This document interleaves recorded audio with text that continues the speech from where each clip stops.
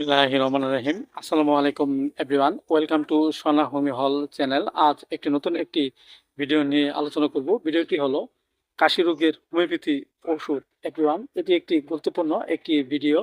আমাদের বিরোধীতে কাশি একটি চর্মরোগ। এর দেখা যাচ্ছে প্রায় কম বেশি সকল মানুষের মাঝেই হতে পারে। এই কাশি নিজে কোনো রোগ নয়, ইহা বিভিন্ন রোগের উপসর্গ মাত্র। কাশি রোগ দুই ধরনের হয়ে থাকে, একটি হলো শুষ্ক কাশি, আরেকটি হলো সরল কাশি। কাশি হওয়ার বিভিন্ন কারণ হয়ে থাকে।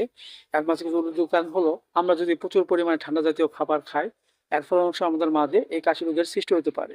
আবার দেখা যাচ্ছে যে আমাদের বডিতে যদি কোনো ঠান্ডা কিংবা সর্দি লেগেই থাকে, এর ফলাংশ আমাদের মাঝে এই কাশি রোগের সৃষ্টি হতে পারে। সেভরিওয়ান, এই রোগটি আমাদের মাঝে হলে আমরা কিছু করণীয় বিষয়গুলো জেনে সুস্থ হতে পারি।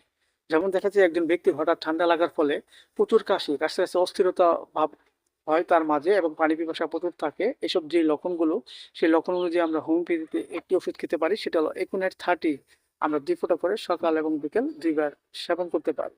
আবার দেখা যাচ্ছে যে একজন ব্যক্তির হঠাৎ যদি ঠান্ডা লাগার ফলে তার প্রচুর কাশি কাশতে কাশতে চোখ মুখ লাল বর্ণ ধারণ করে এবং কোনোভাবেই কাশি থামছে না, এসব যে লক্ষণগুলো, সেই লক্ষণ অনুযায়ী আমরা হোমিওপ্যাথিতে আরেকটি ওষুধ খেতে পারি, সেটা হলো বেলাডোনা 30। আমরা 2 ফোঁটা করে সকাল এবং বিকেল 2 বার সেবন করতে পারি। পাশাপাশি আমরা 2টি বায়োকেমিক বড়ি খেতে পারি। একটি হলো ফেরামফস 6 এর 4টি করে বড়ি চিবিয়ে আমরা হালকা গরম পানি সকাল এবং বিকেল 2 বার সেবন করতে পারি।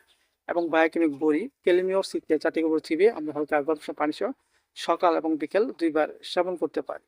এর ফলে আমাদের মাঝে কাশির যে রোগ, সেই রোগটি আস্তে আস্তে কমে যাবে। এবং ওষুধ চলাকালীন অবস্থায় আমরা কিছু নিয়ম মেনে চলবো। যখনই আমরা কোনো কিছু খাওয়ার প্রবণতা হবে, তখন অবশ্যই আমরা হালকা গরম পানি সহ আমরা খাওয়ার চেষ্টা করব এবং আমাদের শরীরে যেন ঠান্ডা না লাগে সেদিকে আমরা অবশ্যই খেয়াল রাখবো। এর ফলে আমাদের মাঝে কাশি রোগটি আস্তে আস্তে দূর হয়ে যাবে। সো এভরিওয়ান, ভিডিওটি ভালো লাগলে অবশ্যই আপনারা লাইক দিন, সাবস্ক্রাইব করবেন। সবাই ভালো থাকেন।